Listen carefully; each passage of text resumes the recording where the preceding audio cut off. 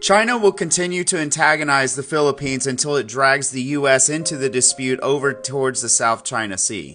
And we, the United States, will not win that war. And if you're new, I was a naval officer for several years, specializing specifically in mine warfare and anti-submarine warfare. A few months ago, we discussed that it would be the unconventional methods that would lead the U.S. to its demise in this war, specifically in this example, disguising mines as things like refrigerators. I'll get back to the Philippines here in a moment. And sure enough, what happened? Russia lays mines in Black Sea to block Ukrainian ports. You may not think that those mines are a really big deal, but trust me, they are. They can literally stop an aircraft carrier in its tracks. You don't even necessarily need to actually even plant the mines. If the Navy even thinks that there are mines in the area, they're going to avoid the area. And there are so many different types of mines that are cheap to produce. You have floating mines, moored mines, torpedo mines, bottom laying mines.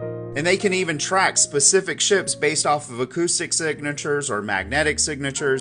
They can sink even large ships relatively easily. So you have your initial explosion, and then you get this gaseous bubble that pushes the keel up, literally cracks it, and then when it implodes due to the water pressure coming in, it does basically a double crack as it pulls a ship down as well. Essentially, the ship's weight becomes its own enemy. Now, why am I talking about Russia and mines in the Black Sea? Because it's a proven strategy and China is watching. If you were China and you wanted to keep the US out of territories, what would you do? You would lay a bunch of mines in here. Cheap, easy, effective. Some of you may be asking, Tim, why are you sharing this on TikTok? Isn't China going to learn all of our secrets? I have absolutely no idea why the Navy releases all of their budget estimates online.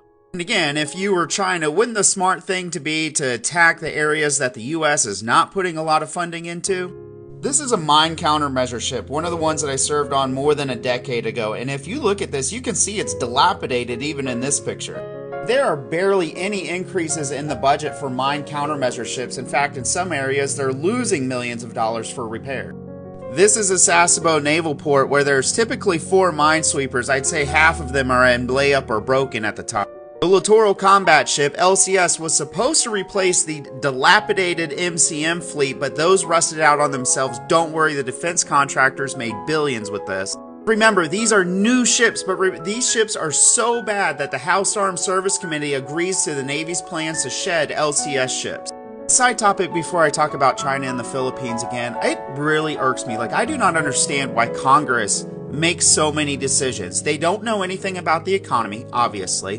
They don't know anything about military or warfare, farming and food, education, budget, healthcare. Not that I'm an expert on all of those topics. I'm just Nietzsche with economy and military.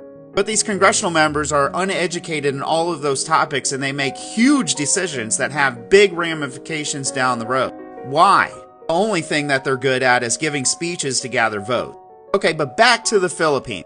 China is going to continue messing with the Philippines because the U.S. invested billions of dollars there.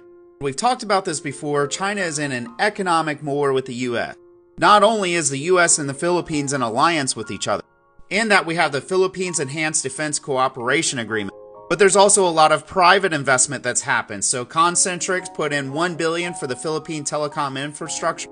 Analog Devices has invested hundreds of millions of dollars in the Philippines semiconductor manufacturing ecosystem. This list of US aid goes on, but you get the point.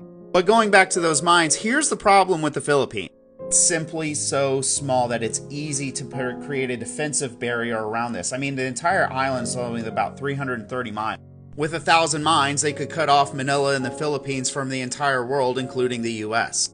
Even if the U.S. got all those minesweepers in tip-top shape to come down to the Philippines to find those mines, it would take weeks. When these things are operating, they only move about 6 knots or about 7 miles per hour. You could jog faster.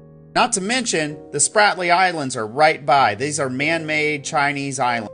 So the point of this video is China is going to keep antagonizing the Philippines because it ultimately comes back and hurts us economically. And basically there's no chance or defensive system that's really going to protect the Philippines from China when they do decide to make moves.